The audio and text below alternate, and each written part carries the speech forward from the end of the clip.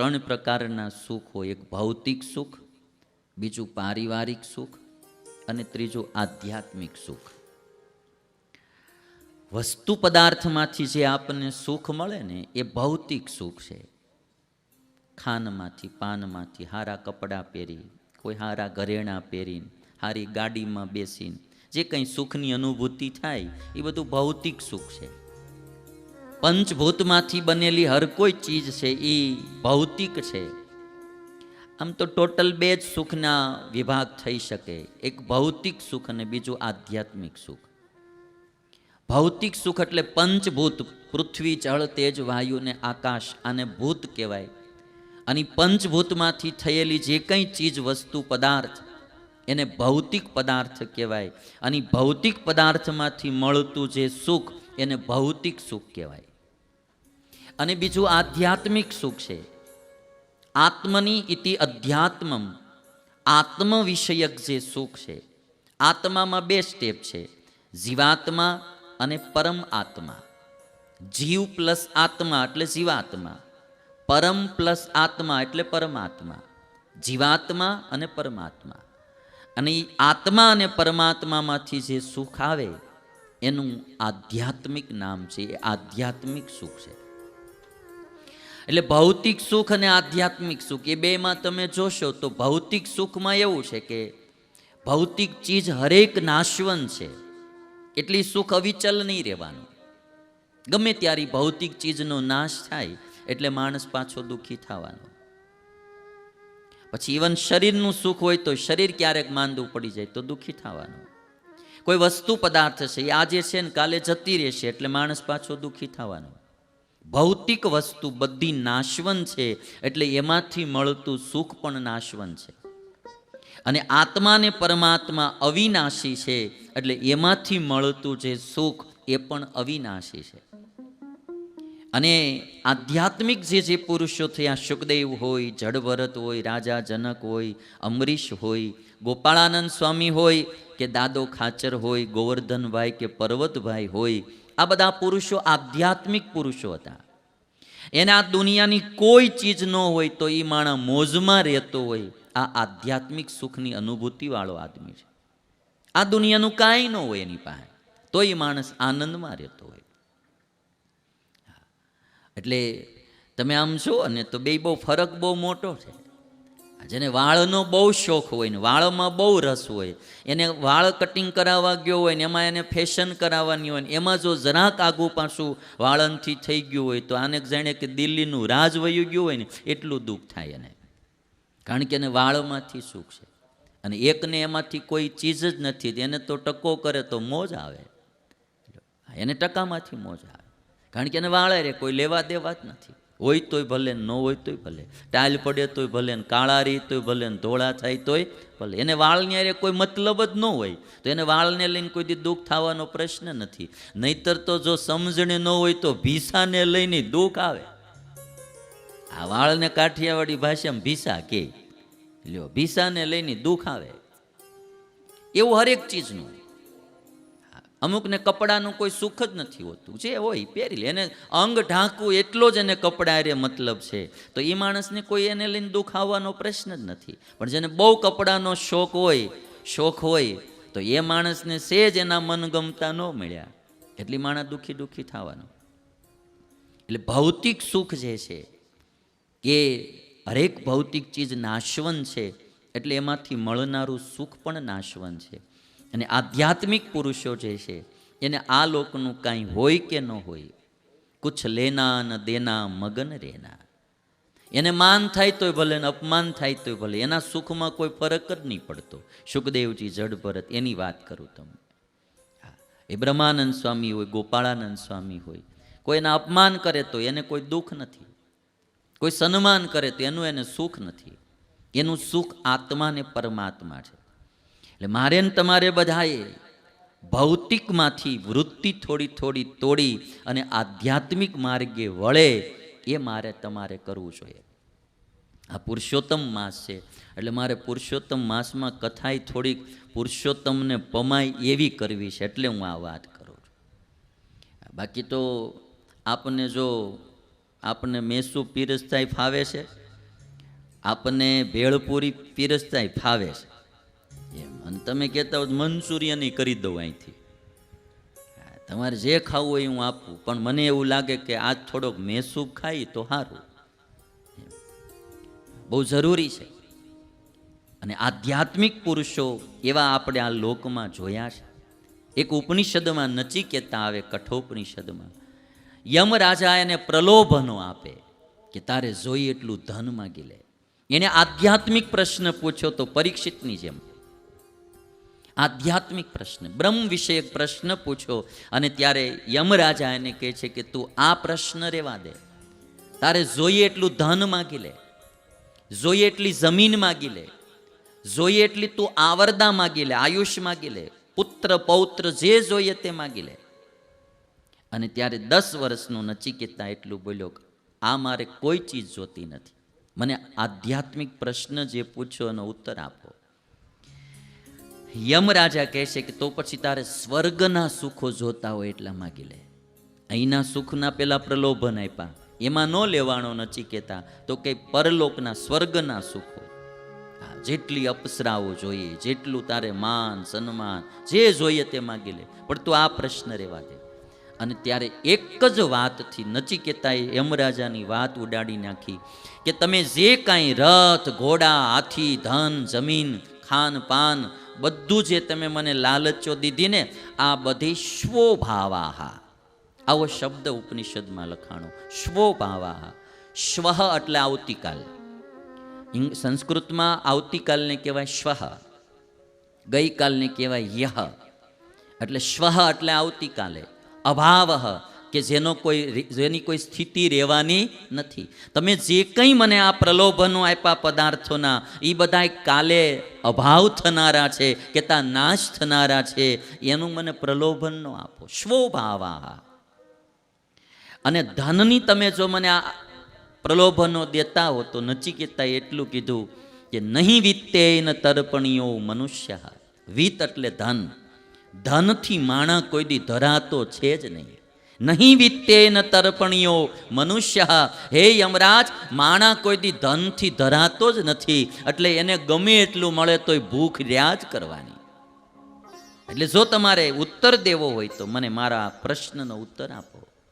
એક પણ ચીજમાં આ 10 વર્ષનો નચિકેતા લોભાણો નહીં. તેથી સ્વામી વિવેકાનંદે એકવાર એમ કહેલું કે મારી પાસે જો 10 નચિકેતા હોય ને તો આ ભારતને સ્વર્ગ બનાવી દઉં. કે 10 નચિકેતા હોય ખાલી. અને તમે દુનિયાની હિસ્ટ્રી જોશો કે કોઈ બી માણસે બહુ લોકો ઝાઝા લોકોના હિતનું કાર્ય કર્યું હશે ને, તો એ પુરુષનું જીવન જોશો ને તો એ માણસ ભૌતિકવાદી નહીં હોય, એ માણસ આધ્યાત્મિક પુરુષ હશે, એ વિરક્ત પુરુષ હશે, આ જગતમાં વિરક્ત હશે, ઈશ્વરમાં રત હશે. એ માણસથી જે સર્જન થાય એ બીજાથી ન થાય. અને એટલા માટે આજ પહેલો જ ભાગવતનો પ્રશ્ન કે જેને માથે મરવાનું હોય એણે શું કરવું, તો ઋષિ કહે છે શુકદેવજી કે એણે ઈશ્વરનું ભજન કરવું. સુખની પ્રધાનતાઓ હું તમને બતાવું. સૌથી પહેલું ભૌતિક સુખ, પછી શારીરિક સુખ, પછી પારિવારિક સુખ, પછી ધાર્મિક સુખ, અને પછી આધ્યાત્મિક સુખ. આના થોડાક વિભાગ આપણે કરી રાખવા. એ કોઈ વિના ચાલે નહીં, પણ એની બધાની મર્યાદાઓ હોય એ આપણે સમજી રાખવી જોઈએ. ભૌતિક સુખ એટલે મેં જેમ કહ્યું એમ કે વસ્તુ પદાર્થમાંથી આવનારું સુખ. સારા કપડાં પહેરીને સુખ આવે, સારા ઘરેણાં પહેરી, ગાડી બંગલા ખાનપાન, એમાંથી જે સુખ આવે એ ભૌતિક સુખ છે. જીવનમાં એ બી અમુક અંશે આપણે બધાને હોવું જોઈએ, જે શારીરિક સ્થિતિ જાળવવા માટે બધું હોવું જોઈએ, તો એ બી એક સુખ છે. પણ એનાથી પહેલું વધારે મહત્વનું સુખ છે શારીરિક સુખ, શરીરનું સુખ. શરીર સ્વસ્થ હોય અને જે સુખ આવે. કદાચ તમારી પાસે ભૌતિક બધા સુખ હોય પણ તમે જ માંદા હો તો આ સુખનો કોઈ મતલબ ન રહે. હા, તમને કદાચ 5 કરોડનો બંગલો હોય ને તમારી પાસે BMW ગાડી હોય, પણ તમને કેન્સર થયું હોય ને 4થા સ્ટેજમાં હોય અને ડૉક્ટરે કીધું હોય કે હવે થાય એટલી સેવા કરી લ્યો, પછી આ બંગલો સુખ ન આપે. પછી BMWમાં જતા હોય ને તો 3 પૈડાવાળા ઓલા ટેમ્પામાં જતા હોય ને એવું લાગે. પછી પછી BMW નું સુખ નો, એમાં તાજું તાજું ડૉક્ટરે કીધું હોય ને ત્યારે તો આમ તમે વાત જ જવા દો. હજી નવું નવું ખબર પડી હોય ને કે હવે કેન્સર છે ને હવે આપણે રહેવાના નથી, પછી આ ભૌતિક સુખ ગૌણ થઈ જાય.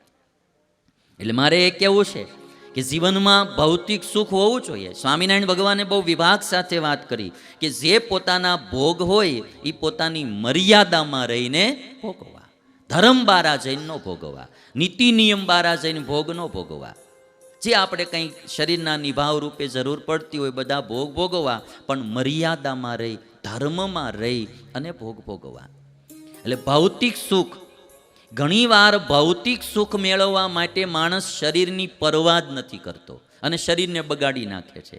જ્યાં ભૌતિક સુખ મળી રહે છે ત્યાં શરીર બગડી ગયું હોય છે, પછી સુખ ભોગવી નથી શકતો. એટલે શરીરના સુખના ભોગે ભૌતિક સુખ મેળવાય નહીં. પહેલું ધ્યાન રાખવું જોઈએ શરીરના સ્વાસ્થ્યનું. અને હાથે કરીને તો શરીર બગાડાય જ નહીં. જે આ ડ્રિંકિંગ છે, માવા છે, તમાકુ, સ્મોકિંગ, આ બધી ચીજો શરીર બગાડનારી છે. પછી આ બહુ પ્રકારના ભાતના કોલ્ડ ડ્રિંક્સ છે, તમે નકરા કેમિકલ્સવાળા પીધા જ કરો, લાંબા સમયે એ બી શરીરને નડનારા છે. પછી તમે બહારનું બહુ ખાવાની ટેવ માણસોને પડી ગઈ હોય, નકરું લારીનું ખુલ્લું હોય, કેટલા ધૂળ ધુવાડા ઉડતા હોય, કીટાણું હોય, એ હોટેલોમાં કોણ ધ્યાન રાખે છે? કેટલી પ્રકારના ટેસ્ટ લાવવા માટે ભાતની ચીજોના ઉપયોગ કરે અને શરીર બગાડે. માણસને થોડોક સંયમ શરીરમાં હોવો જોઈએ. ઘરે તમે પીઝા બનાવીને ખાઓ, ઘરે તમે જે બનાવો એ બનાવીને ખાઓ, પણ શુદ્ધ ખાઓ. શરીર બગડે એવું ખાવું નહીં, શરીર બગડે એવું પીવું નહીં, શરીર બગડે એવા ઉજાગરા ન કરવા, શરીર બગડે એવો ધંધોય ન કરવો. ઘણીવાર માણસ ધંધામાં એટલો રચોપચો રહેતો હોય, નો ટાઈમે હુવે, નો ટાઈમે ખાઈ પીવે અને શરીર બગાડે. એટલે ભૌતિક સુખ કરતાં પહેલું શરીરનું સુખ, પહેલું સુખ તે જાતે નર્યા. હવે તમે બધાને આ સમજાશે કે ભૌતિક સુખ હોય પણ શારીરિક સુખ ન હોય, શરીરનું સુખ, તો એ ઓલું ભૌતિક સુખ સારું નહીં લાગતું. એટલે અબજો રૂપિયાની મિલકત ઈશ્વરે મને તમને આપી છે ને એ માનવ શરીર છે. આ વાત યાદ રાખવી. અબજો રૂપિયાની મિલકત ઈશ્વરે મને તમને આપીને એ માનવ શરીર, અને એમાંય સ્વસ્થ શરીર હોય એટલે રોજ એકવાર ઈશ્વરને થેન્ક યુ કહેવું કે બાપ 50 વર્ષ નિરોગી રાખ્યો, તારો ખૂબ ખૂબ આભાર. એકવાર બગડ્યા હોય અને તમે પૂજ્યો શરીરભાઈ. એક ખાલી આંખ ન હોય, જરા કાણી હોય, આખી ન હોય તોય કાંઈ નહીં, અડધી જ ખાલી કાણી હોય ને તો જિંદગી આમ જોઈ એવી મજા ન આવે ભાઈ. એક ખાલી આ કાનની બુટ્ટી ન હોય, કામની કાંઈ ન હોય, પણ આટલેથી બુટ્ટી કટ થયેલી હોય ને તો શો બગાડ નાખે આખો. તો એ તમને ખબર પડે કે આટલા ખાલી આ ઠોંગાની કિંમત કેટલી છે. નહીં તો આ ન હોય તો કાંઈ કામનું નહીં. લ્યો આમાં ચશ્મા તોય રહી જાય અહીંયા ઉપરથી, ઠોરા ઉપર, આના ઉપર. હવે આટલું ન હોય ને તો એ સારું ન લાગે. ખાલી તમે આ બાજુ જે આ બાજુ જરાક વધારાનું હોય એ કટ હોય ને તોય મજા ન આવે. સમજો લ્યો હાલો. તો એ ખબર પડે કે ઈશ્વરે આ જે શરીર આપણને આપેલું છે એ કેટલું અમૂલ્ય છે. એક હાથ ન હોય, એક પગ ન હોય, આંખ. ક્યારેક કલ્પના તો તમે કરશો કે જેને જન્મથી આંખ ન હોય એ માણાની દશા કેવી હશે? એ કઈ રીતે એ વિચારી શકતો હશે ગાય કેવી હોય, બળદ કેવો હોય, વૃક્ષ કેવું હોય, માણાની આકૃતિ કેવી હોય, બગીચો કેવો હોય, એને કેમ ખબર પડે બિચારા? તમે ખાલી ઇમેજિંગ કરો, કલ્પના કરો. જન્મથી જેને આંખ ન હોય તો એની દશા કેવી થતી હશે? એ બિચારો જીવે છે પણ એને કેમ ખબર પડે કે ભાઈ ગાડી કેવી હોય, માણા કેવા હોય, એને કેમ ખબર પડે? આપણને ઈશ્વરે 2 આંખો દીધી હોય, હાજી હારી રાખી હોય, તો કમસે કમ એટલું ધ્યાન રાખવું જોઈએ કે આંખથી દુરુપયોગ ન કરીએ, આનો સદુપયોગ કરીએ. બહુ દુરુપયોગ કર્યા કરશું પછી ઈશ્વર બીજે જન્મે લઈ લે, પછી આને હવે દેવાય નહીં, એને બહુ દુરુપયોગ કર્યો. એટલે શરીર જે છે એને બગાડવું નહીં, એવું ખાવું પીવું નહીં, એવા વ્યસનો ન કરવા. ખાણીપીણીમાં બી હું તમને કહું, બને ત્યાં સુધી ઘરનો ભોજન જમો, સાત્વિક જમો. ભોજન બહુ વિકૃત ન જમવા. અતિ તીખા, તેલવાળા, અતિ ખારા, ખાટા, આ શરીર બગાડનારી ચીજો. હા ઠીક, ક્યારેક હોય તો એનો વાંધો નહીં, મહિને એકાદી વાર, પણ પછી ઘણા તો મરચાં લેવા જાય માણા ચાખીને લાવે. મરચાં લેવા જાય, 2-3 તો ખાઈ જાય. અને અમુકને તીખું ખાવાની એટલી બધી ટેવ હોય, એટલે આમ લવિંગિયા મરચાની ચટણી કરે એટલી ખાઈ જાય પાછા. અતિ તીખું, અતિ ખાટું, અતિ ખારું, આ ખાવાની ટેવ એ શરીર માટે સારી. ગીતામાં લખ્યું છે કે સાત્વિક પુરુષ જે હોય, સાત્વિક પુરુષ એનું લક્ષણ છે કે એને ગળ્યું ભાવે, ખાટું ખારું તીખું એ સાત્વિક માણસનો આહાર નથી.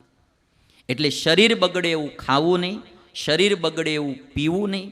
આ મોબાઈલોમાં તમે અતિશય જોજો ન કરતા, એ તમારી આંખો બગાડનારી ચીજ છે. કોમ્પ્યુટર ચલાવતા હો, લેપટોપ ચલાવતા હો કે મોબાઈલ, અમુક સમયે મોઢું ધોઈ નાખવું. જેને કોમ્પ્યુટર ઉપર વર્કિંગ રહેતું હોય, સતત 4 કલાક 5 કલાક એક ધારી નજરું કોમ્પ્યુટર હામી ન રાખવી, ટીવી હામી ન રાખવી. આ બધા શરીર બગાડનારા સાધનો છે. એમાંથી જે રેડિયેશન છૂટે છે, અતિ મોબાઈલ પાહે ન રાખવો. હા, ખિસ્સાથી દૂર, જ્યાં જરૂર હોય લઈ જવા. અને રાખવો ઘટતો હોય તો પેન્ટમાં ખિસ્સામાં રાખજો. લેફ્ટ સાઈડના હૃદય પાસે તો મોબાઈલ રાખવો જ નહીં. એના રેડિયેશન તમારા હૃદયને નુકસાન કરશે. જોવામાં અમુક સમય રાત્રે અંધારામાં મોબાઈલનો યુઝ ન કરવો. બને એટલો દિવસે પ્રકાશમાં કરવો. ને એક નિયમ કરી નાખો કે આ સમયે એટલી વાર આપણે વોટ્સઅપ કે જે કંઈ જોવું હોય તમારે એમાં થોડું ઘણું કામનું હોય એ. પછી આખો દાડો જ્યારે ફરે ત્યારે આમામ કર્યા જ કરો. નવરા પડ્યા નથી, ના મોબાઈલ કાઢ્યો, નવરા. હવે તો બધી ક્યાંય ધ્યાન જ નથી રહ્યું કોઈને. લગ્નમાં ગયા હોય તો વરાજો પરણતો હોય ને આવડા મોબાઈલ લઈને આમાં. કથામાં ગયા હોય વક્તા કથા કર્યા કરે, આવડા ખૂણામાં બેઠા હોય, પરાણે ગયો હોય મૂળ, મોબાઈલ કાઢીને આમામ કર્યા જ કરે. એ બધું શરીર બગાડનારું. એટલે ભૌતિક સુખ કરતાં પહેલું શરીર સારું રહે એનું ધ્યાન રાખવું. અને શરીર કદાચ તમારું હાજુહારું હોય, પણ જો પરિવારમાં કુસંપ હોય તો પછી હાજુહારું શરીર પણ સુખ ન આપે પછી. એટલે એના કરતાં ઊંચું સુખ છે પારિવારિક સુખ, કે થોડું ઘણું જાતું કરી, સહન કરી પરિવારમાં સુખ રહે એ માણસે ધ્યાન રાખવું જોઈએ. થોડું ઘણું લેટ ગો કરવું, જાતું કરવું, થોડુંક સહન કરી લેવું. પણ પરિવારમાં હંપ હોય તો એ સુખ માણાને વધારે આવે. બધા ભૌતિક સુખ હોય, શરીર પણ સ્વસ્થ હોય, પણ પરિવાર જો ડખોળે ચડી ગયેલો હોય, કુસંપમાન, કલહમાં, મારા તારીમાન, રાગદ્વેષમાં, તો માણાને હક ન આવે. આમાં ઝાઝી આત્મઘાતોમાં એક કારણ મોટામાં મોટું પારિવારિક કલહ છે. માણસ જ્યારે પતિથી, પત્નીથી, સાસુથી, વહુથી, સસરાથી, કોઈ પણથી અતિશય કંટાળે છે પીડાને લઈ, ત્યારે માણસ આત્મઘાત કરી લેતો હોય. ભૌતિક સુખ બહુ હોય, મોટા મોટા ડોક્ટરો આત્મઘાતો કરે છે, રૂપિયાવાળાના છોકરાઓ આત્મઘાત કરે છે. ભૌતિક સુખ તો એની પાસે પુષ્કળ છે, શરીર હાજાહારા છે, યુવા અવસ્થા છે, છતાંય માણસ આત્મઘાત કરે છે, કારણ કે પારિવારિક સુખ નથી એની પાસે. એટલે હું આ ઉત્તરોત્તર ક્રમ બતાવું છું. બધા સુખની જરૂર છે, પણ કોને કેટલું પ્રધાનપણું આપવું એ વિચારવું જોઈએ. ભૌતિક સુખ, એનાથી ઊંચું શરીરનું સુખ, અને એનાથી ઊંચું પરિવારનું સુખ છે. પરિવારમાં લેટ ગો કરીને સંપ રાખવો તો મજા. તમે એવો કે અમે, અમારે બી આ પરિવાર હોય, પરિવારમાં હંપ હોય ને એટલે મજા આવે. એટલે પરિવારનું સુખ છે. આ ઘણાની જિંદગી નકરી રાગ દ્વેષમાં જ જાય છે. ભાઈઓમાં અબોલા, સાસુ વહુમાં અબોલા, દેરાણી જેઠાણીમાં અબોલા. અબોલા ન હોય તો રાગ ને દ્વેષ ને ઈર્ષ્યા, એકાબીજાની નિંદા ટીકાન. હું તમને એમ કહું, અબજો રૂપિયાના મૂલ્યવાળું આવું માનવ શરીર રાગ દ્વેષમાં, નિંદા ટીકામાં વ્યતીત કરાય? એક ક્ષણ પણ ન કરાય.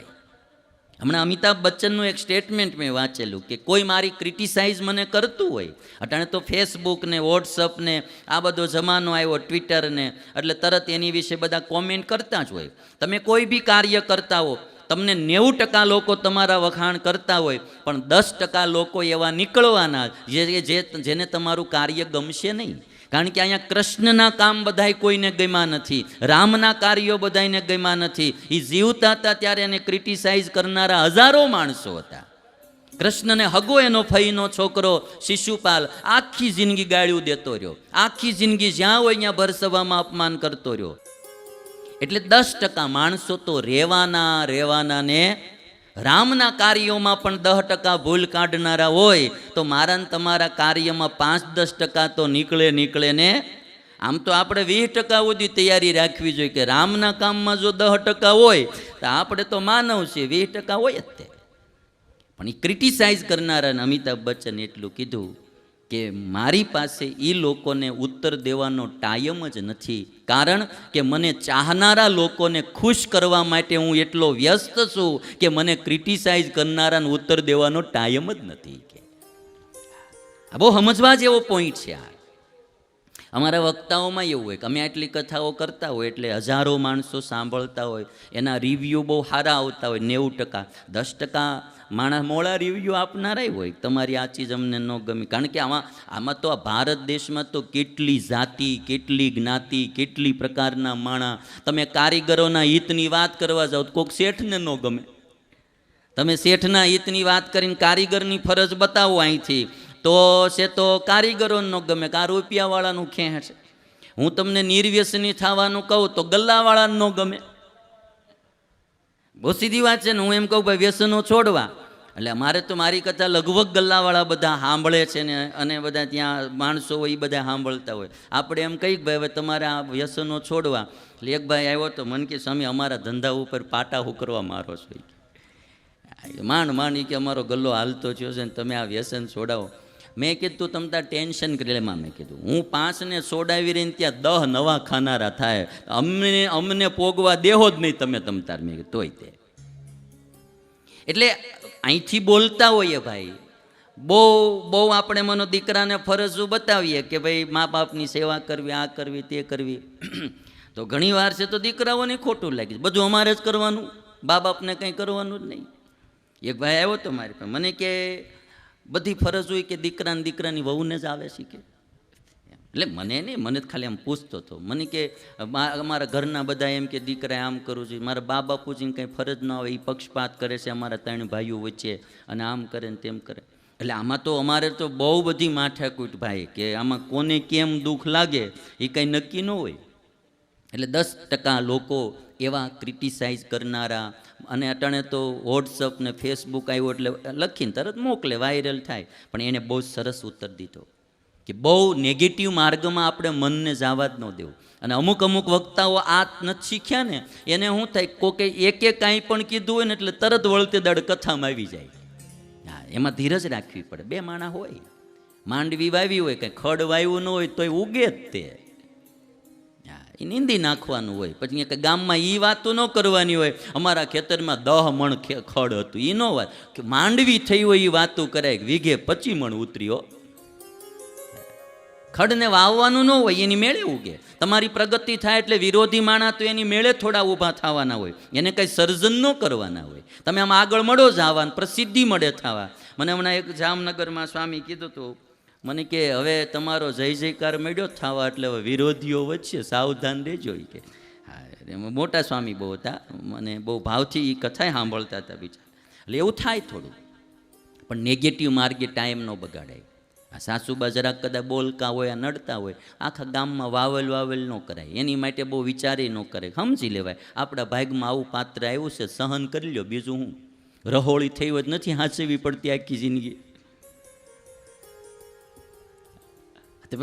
પછી અમુક વસ્તુ કંઈક આ કાણી આંખ હોય પછી શું કંઈ કાઢી થોડી નખાય, કાણી જ કાણી. આપણે કહેવત છે કે નહીં મામા કરતા કાણો મામો હું ખોટો.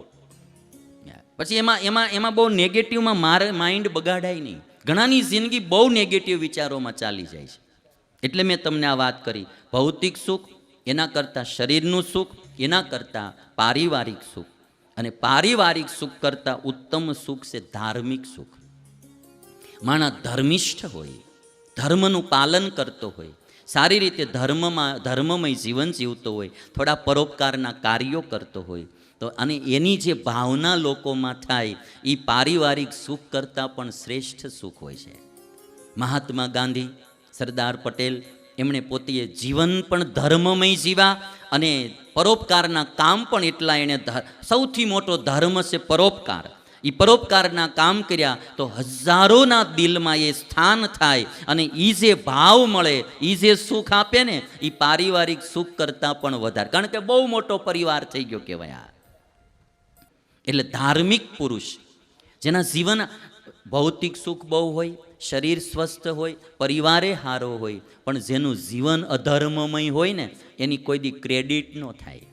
એટલું તમે માર્કિંગ કરી લેજો. કોઈ એમ કહેતું હોય કે રૂપિયાવાળાની કીર્તિ છે ને રૂપિયાવાળાની ક્રેડિટ છે, તો એ ખોટી વાત છે. સામેના માણસના દિલમાં સ્થાન તો ધાર્મિક પુરુષનું જ થાય, અધર્મીનું ક્યારેય ન થાય. એ ક્યારેક પછી આમ પ્રસંગોપાત આવ્યો હોય એટલે બેહાડવો પડ્યો હોય, બોલાવવો પડ્યો હોય, હાર બાર પહેરાવવો પડ્યો હોય, એ વાત જુદી છે. પણ દિલમાં સ્થાન ધાર્મિક પુરુષનું થાય, અધર્મીનું ક્યારેય નહીં થાય. અને તમે એનું દ્રષ્ટાંત જોઈ લો ને. રાવણ પાસે સંપત્તિ કંઈ ઓછી નહોતી, રાવણ પાસે ભૌતિક સુખ હતું, રાવણ પાસે શરીર સશક્ત હતું, શરીર હતું, રાવણ પાસે પરિવાર સારો હતો, પણ રાવણ પાસે ધર્મ નહોતો. આજ દિવસ સુધી કોઈના દિલમાં રાવણનું સ્થાન ન થયું અને રામનું સ્થાન થયું કે એનું એક એક પગલું ધર્મમય હતું. એટલે ધાર્મિક પુરુષ અને ધર્મને લઈને જે સુખ આવે એવું બીજે ક્યાંય ન આવે. અને એટલા માટે જીવનમાં કંઈ પણ કરીએ ધર્મને છોડીને કાંઈ ન કરવું. પહેલો ધર્મ રાખો. અને ઉપરવાળો ધર્મમાં બી હું તમને કહી દઉં, ક્રિયાકલાપને હું ધર્મ ખાલી નથી કહેતો, તમારા દિલથી પ્રામાણિકતા છે જીવનમાં, એ ધર્મ છે. ઉપરવાળો ખાલી ક્રિયા જોઈને ફળ નથી આપતો, ઉપરવાળો તમારા દિલની ભાવના જોઈને ફળ આપે છે. આ બહુ પાકી વાત છે. અમારા ગોપાળાનંદ સ્વામીએ ઈશાવાસ્યોપનિષદના બીજા મંત્રમાં લખ્યું, કુર્વન્નેવેહ કર્માણી જીજીવિષેત શતગમ સમાહ. આ મંત્રના ભાષ્યમાં ગોપાળાનંદ સ્વામીએ લખ્યું કે ભગવાન ક્રિયા જોઈને ફળ નથી આપતા, ભગવાન તમે કયા ભાવથી ક્રિયા કરી એ ભાવના જોઈને ફળ આપે છે. ક્રિયા તો ઘણીવાર ઉપરથી બહુ સારી દેખાતી હોય, પરોપકારની દેખાતી હોય, પણ પાછળની મુરાદો મેલી હોય તો ઉપરવાળો એનું ફળ સારું ન આપે. ઘણીવાર ઉપરથી ક્રિયા ભલે સારી ન દેખાતી હોય, પણ અંદરની ભાવના માણાની શુદ્ધ હોય તો ઉપરવાળો એનાથી રાજી થાય છે. પાપ ને પુણ્યમાં બીજું કંઈ નથી. આપણા કર્મથી, આપણી ભાવનાથી ઉપરવાળો રાજી થાય એ પુણ્ય છે, અને આપણા કર્મ અને ભાવનાથી ઉપરવાળો નારાજ થાય એ પાપ છે. ધર્મ પાળવો તો દિલથી પાળવો.